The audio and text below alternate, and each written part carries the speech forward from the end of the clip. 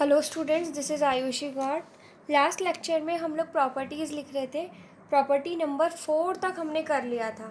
अब हम आज करेंगे उसके आगे की properties. Property number 5।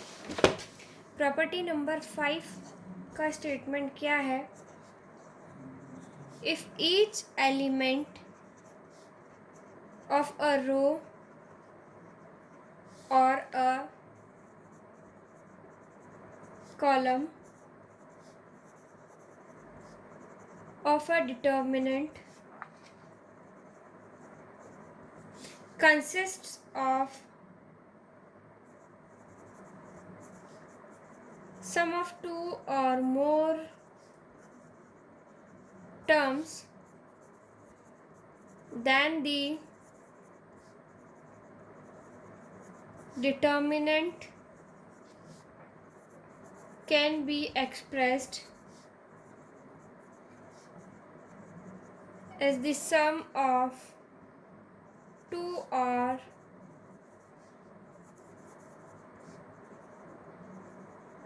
more determinants whose other rows or columns are not altered। पहले हम इसे हिंदी में भी लिख लेते हैं, फिर हम इसका मीनिंग समझेंगे। यदि किसी सारणिक में किसी पंक्ति या स्तंभ का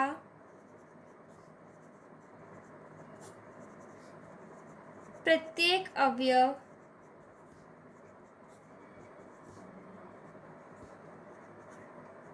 दो या दो से अधिक संख्याओं का योग हो तो उस सारणिक को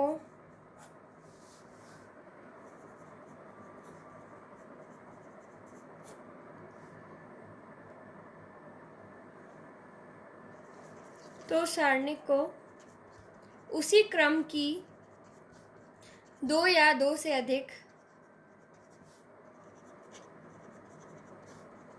सारणिकों के योग के रूप में व्यक्त किया जा सकता है।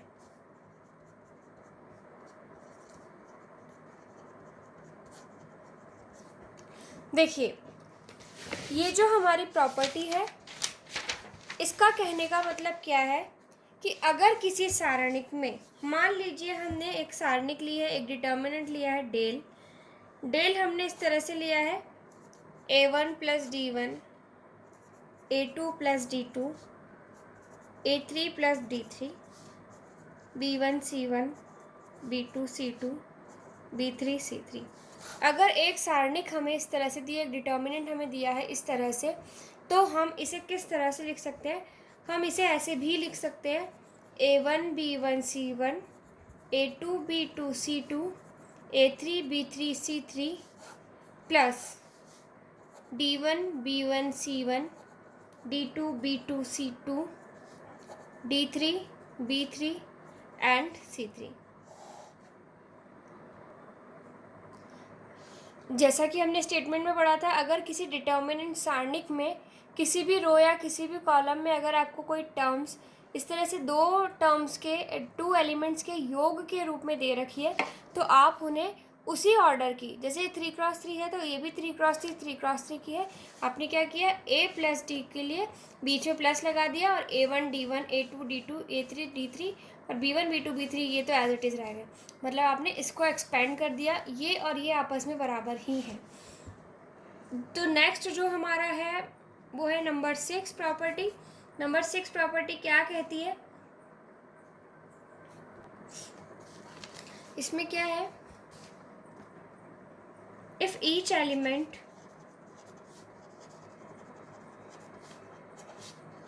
ऑफ अ रो और column of a determinant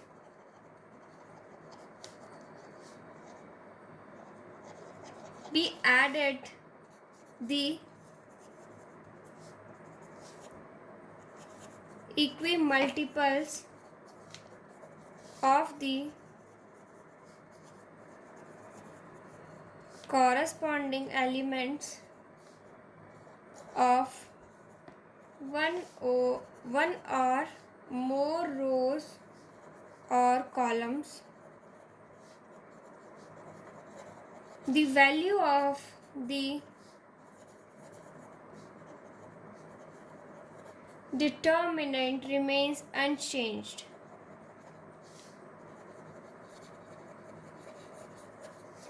देखिए हिंदी में क्या है, सारणिक की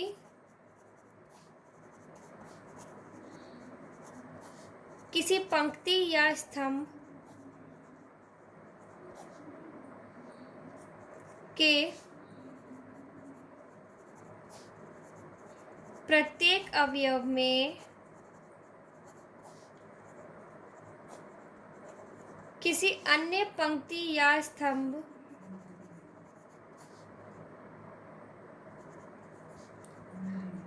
के संगत अवयवों का कोई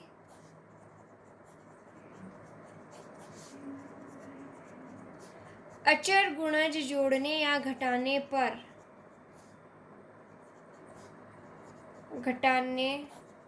से सारणिक के मान में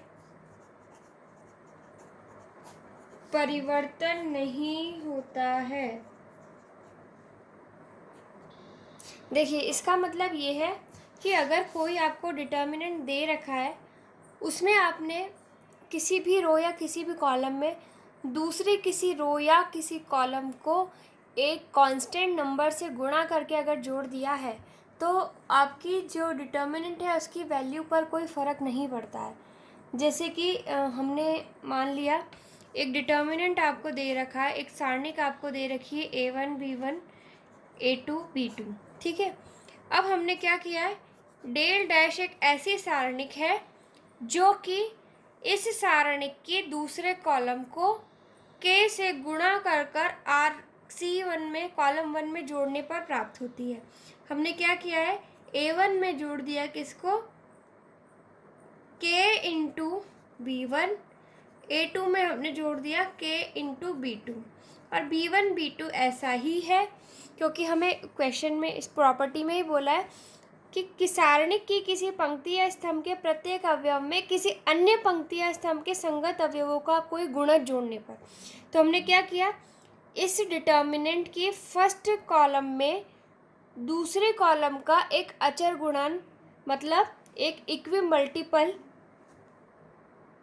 जो हमने क्या माना है K, तो हमने क्या किया है, इस फर्स्ट कॉलम में सेकंड कॉलम को K से गुणा करके जोड़ दिया है। हमने क्या किया है, दूसरा जो कॉलम है ये वाला, इसको K से गुणा किया और K से गुणा करके हमने इसको फर्स्ट वाले में जोड़ दिया। देखो हमने इसको K से गुणा किया और K से गुणा करके हमने इसको फर्स्ट वाले में जोड़ दिया। अब ये प्रॉपर्टी क्या कहती है कि ये दोनों आपस में बराबर हैं। देखिए प्रॉपर्टी क्या कहती है हमारी कि डेल बराबर डेल डैश है। इसका मतलब ये हो गया कि A1 B1 A2 B2 किसके बराबर है, A1 प्लस के B1 A2 प्लस के B2 B1 B2, ये आपस में बराबर है ऐसा कह रहे हैं। अब ये बराबर कैसे हो सकता है, देखिए अगर इसको इसके बराबर लिए हैं तो ये चीज़ सिद्ध हो जाएगी। ऐसा करने के लिए हमने पिछली प्रॉपर्टी में पढ़ा था कि अगर दो योग के रूप में सम की फॉर्म में अगर दे रखा है तो हम उन्हें इस तरह से अलग करके लिख सकते हैं। तो हम यहाँ पर भी ऐसे लिख दें, इसे मैं क्या लिख सकती हूँ, इस वाले को मैं ऐसे लिख सकती हूँ A1 B1 A2 B2 plus लगा के बीच में अब ये K B1 B1 K B2 B2। अब मैं क्या कर सकती हूँ, मैंने क्या किया, इस फर्स्ट कॉलम में से मैंने K बाहर निकाल लिया, तो अंदर मेरे पास बच रहा है B1 B2 B1 B2। और हमने क्या प्रॉपर्टी पढ़ी है, प्रॉपर्टी नंबर शायद 2 थी वो, कि अगर किसी भी, देखते हैं हम कौन से नंबर पे हमने पढ़ी थी, मैं नंबर बताती हूँ आपको। हाँ, प्रॉपर्टी नंबर 3 पढ़ी थी हमने। यदि किसी सारणिक में दो पंक्तियां या दो स्तंभ समान हो तो सारणिक का मान क्या होता है? शून्य। इफ टू रो और column of a determinant are identical then the value of the determinant is zero. हमने प्रॉपर्टी पढ़ी थी कि यहाँ पर किसी सारणिक में अगर दो रो या दो कॉलम आपस में बराबर हो तो उसका मान क्या होता है? जीरो। तो ये और ये आपस में बराबर है, यहाँ पे दोनों ही कॉलम आपस में बराबर है, तो इसका मतलब इसकी वैल्यू क्या हो जाएगी? ये हो जाएगा आपका जीरो। तो ये किसके बराबर आ गया? A1 A2 B1 B2। तो ये दोनों आपस में बराबर हो गए। इसका मतलब यही है कि ये जो टर्म है वो इसके बराबर है। तो ये प्रॉपर्टी भी हमने अब प्रूव कर ली। नेक्स्ट जो आपकी प्रॉपर्टी है वो जो मैंने आपको एक टॉपिक 4.1 से पहले छुड़वाया है उसी की है, तो ये मैं उसके साथ अभी आपको करा दूंगी। हम सीधे चलते हैं प्रॉपर्टी नंबर 7 की जगह हम सीधे 8th वाली कर रहे हैं, तो मैं इसे 7 नंबर ही लिख रही हूँ। प्रॉपर्टी नंबर 7, यदि किसी सारणिक के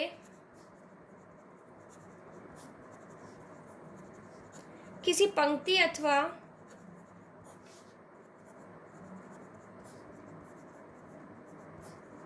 स्तंभ के सभी अवयव शून्य हो तो सारणिक का मान शून्य होता है।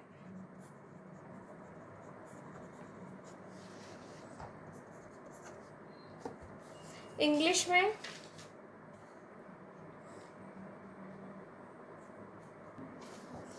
If each element in a row or in a column of a determinant is zero, then the value of the determinant is zero। ये क्या कह रहा है कि अगर आपको कोई सारणिक या कोई डिटर्मिनेंट इस तरह से दे रखा है कि उसकी कोई भी रो या कोई भी कॉलम क्या हो? ज़ीरो हो। यहाँ हम देख रहे हैं कि सेकंड रो दूसरी पंक्ति जो है ज़ीरो है, तो इसका मान क्या होगा? ज़ीरो। मतलब कोई भी एक पूरी रो या कोई भी एक पूरा कॉलम अगर ज़ीरो है तो उसका मान क्या होगा? ज़ीरो। आप वैसे भी देख सकते हैं प्रसार विधि, अगर मैं इसका R2 के सापेक्ष दूसरी पंक्ति के सापेक्ष प्रसार कर दूं, अगर मैं इसको एक्सपेंड कर दूं सेकंड रो के अलॉन्ग, तो वैसे भी इसकी वैल्यू ज़ीरो ही आनी है। ये बहुत ही सिंपल सी प्रॉपर्टी थी। अब 6 के बाद में हमने कर ली है 6 के बाद में ये हमारी थी 7 नंबर की प्रॉपर्टी। अब हम प्रॉपर्टी नंबर 8 लिखेंगे। प्रॉपर्टी नंबर 8 क्या कहती है आपकी? If each element of one side of the principal diagonal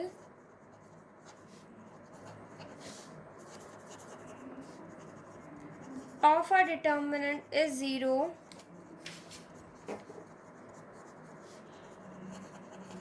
then the value of the determinant is the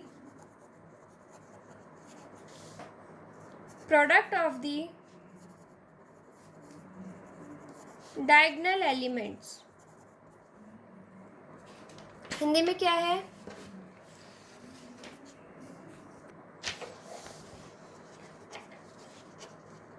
यदि किसी सारणिक के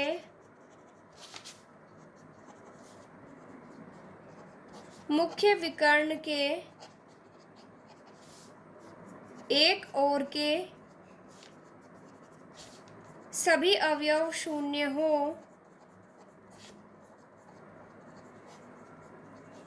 तब सारणिक का मान उसके मुख्य विकर्ण के अवयवों के गुणन के बराबर होता है।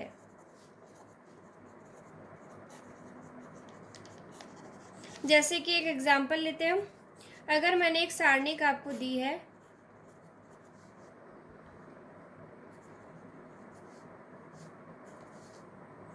और इसका मुख्य विकर्ण क्या है, ये है। ठीक है, इसके मुख्य विकर्ण के एक तरफ के मतलब प्रिंसिपल डायगोनल के एक साइड के सारे ही एलिमेंट जीरो। इसका मतलब ये कैसी मैट्रिक्स हुई, त्रिभुजाकार मैट्रिक्स, ट्रायंगुलर मैट्रिक्स। तो ऐसी मैट्रिक्स का जो मान होता है, जो रिजल्ट होता है, उसको हमें सॉल्व करने की ज़रूरत नहीं है। ऐसे मैट्रिक्स की जो वैल्यू है वो इसके प्रिंसिपल डायगोनल एलिमेंट्स के मल्टीपल के मतलब इसका कि मुख्य विकर्ण के अवयवों के गुणन के बराबर होती है। इसका मतलब 1 गुणा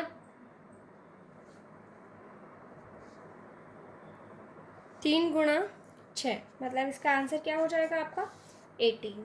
ये आपकी प्रॉपर्टी नंबर 8 थी। अब हम लिख रहे हैं प्रॉपर्टी नंबर 9। प्रॉपर्टी नंबर 9 जो है आपकी वो क्या कहती है, देखते हैं। If a determinant is a polynomial in x, if a determinant is a polynomial in x such that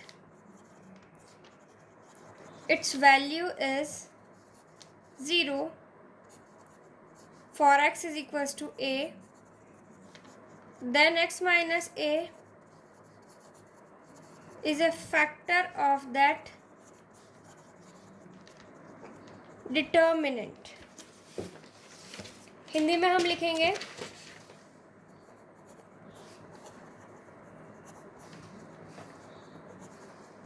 यदि किसी सारणिक में x के बहुपद हों और x के स्थान पर a रखने पर सारणिक का मान 0 हो जाए तो x माइनस a सारणिक के मान का एक गुणनखंड होता है।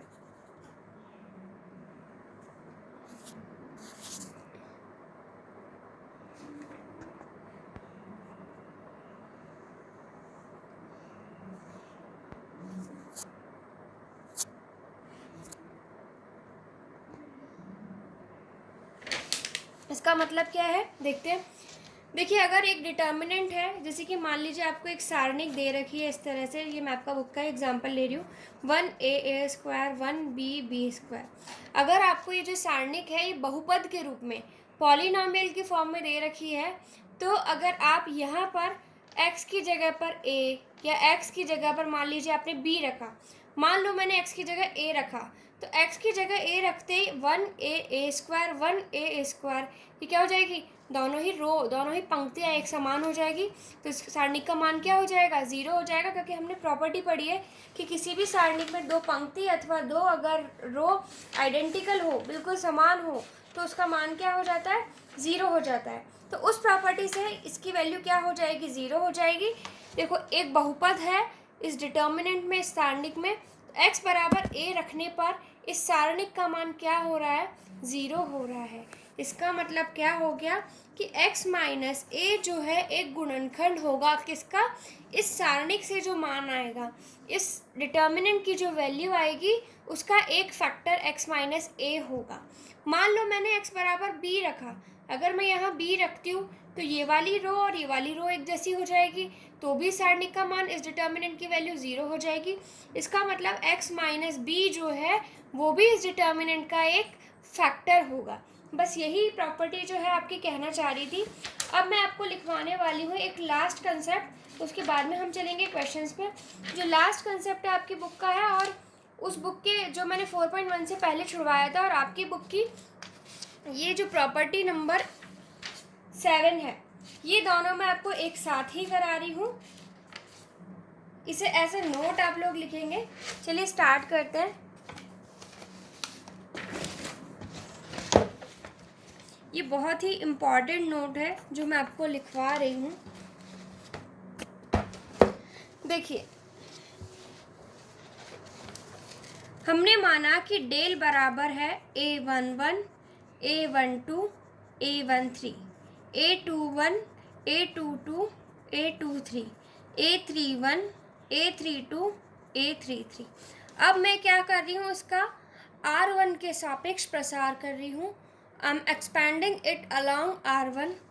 तो जब मैंने R1 के सापेक्ष इसका प्रसार किया तो मैं इसे क्या लिखूंगी, मैं इसे इस तरह से लिख सकती हूँ, -1 की पावर 1 + 1 A11, फिर A22, A23, A32, A33। ठीक है, फिर यहाँ पर मुझे क्या लिखना होगा, -1 की पावर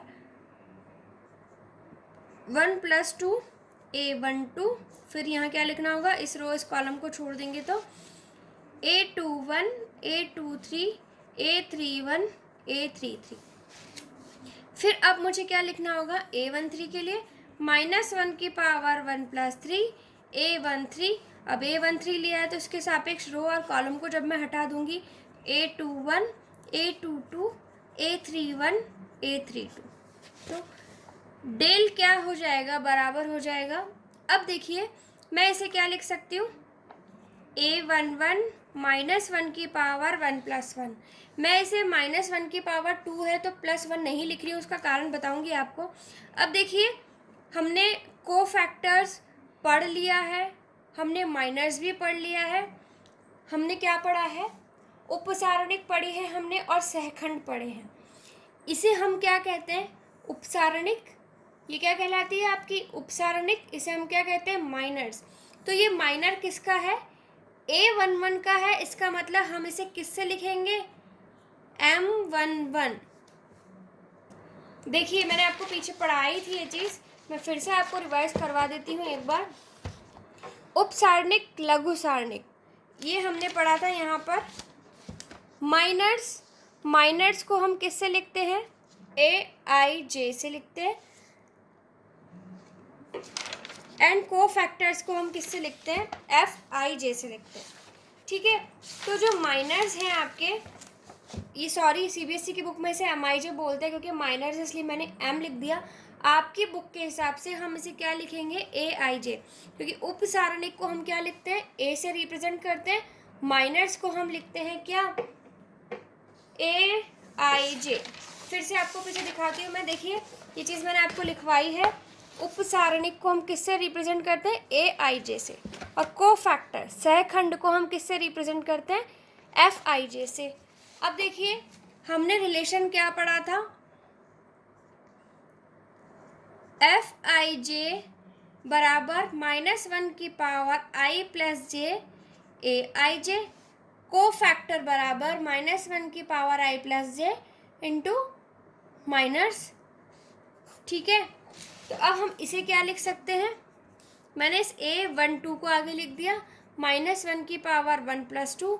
अब ये किसके ये जो है ये किसका माइनर है, किसकी उपसारणिक है, A12 की उपसारणिक है। तो हम इसे यहाँ लिखेंगे A12। ये जो है ये किसकी उपसारणिक होगी आपकी, पहले हमने लिखा A13, -1 की पावर 1 + 3।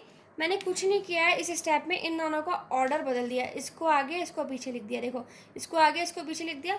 और ये जो है इसे हम कैसे लिखेंगे, A13। जो बच्चे पिछला नहीं पढ़ रहे हैं उन्हें अगला कुछ समझ में नहीं आएगा। अब देखिए हमने रिलेशन क्या पढ़ा है, -1 की power I + J into AIJ है, तो हम इसे क्या लिखते हैं, FIJ। तो ये जो है -1 की पावर 1 + 1 A11 है, तो इसे हम क्या लिखेंगे, F11। इसे हम क्या लिखेंगे, F12। इसे हम क्या लिखेंगे, F13। इसका मतलब क्या हो गया कि किसी सारणिक में किसी भी रो अथवा कॉलम के सभी अवयवों को उनके कोफैक्टर से, कोफैक्टर मतलब सहखंडों से गुणा करके अगर हम जोड़ दें तो सारणिक का मान आ जाता है। देखो हमने क्या किया, हमने डिटर्मिनेंट का मान निकालना सीखा है, हमने सारणिक की वैल्यू निकालनी सीखी है। ये एक और रिलेशन है, वो रिलेशन क्या है, हमने क्या किया, मान लीजिए हमने फर्स्ट रो ले ली। अगर फर्स्ट रो में सभी अवयव जो हैं, फर्स्ट रो के सभी एलिमेंट जो हैं, ये तीनों, इन तीनों को हमने इनके ही कोफैक्टर से, इनके ही सहखंडों से गुणा किया और जोड़ दिया, तो रिजल्ट क्या आ रहा है, डेल के बराबर आ रहा है।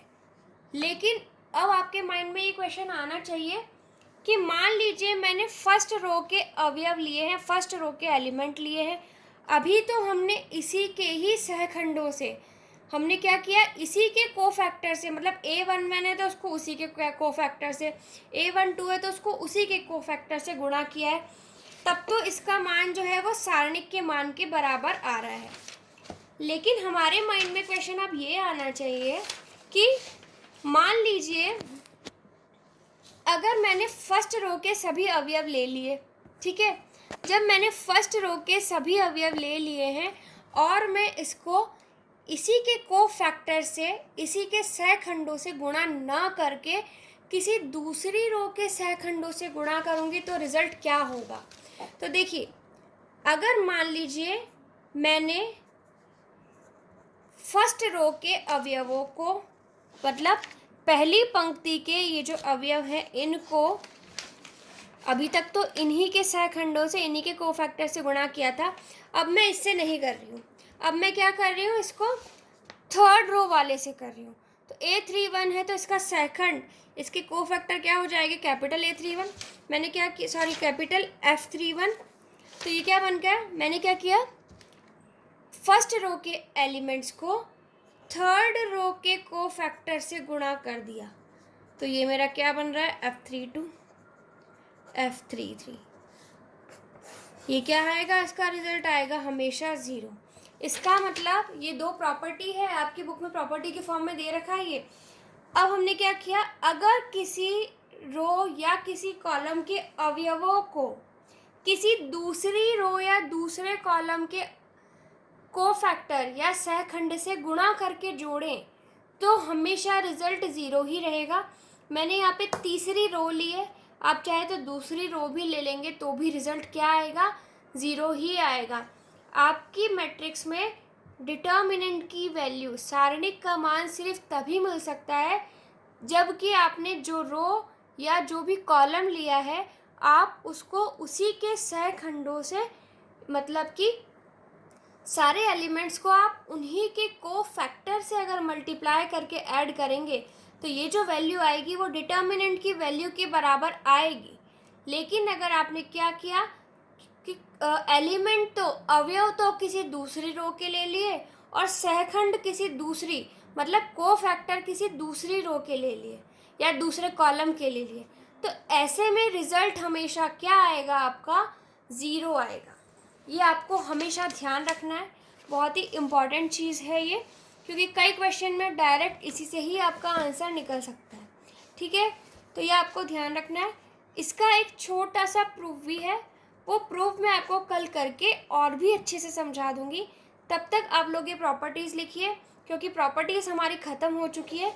ये दोनों भी बहुत इंपॉर्टेंट है, मैं इनका स्टेटमेंट भी आपको कल लिखवा दूंगी। स्टेटमेंट लिखवाने से पहले इसका एक छोटा सा प्रूफ है, वो मैं आपको यहाँ करके दिखा दूंगी।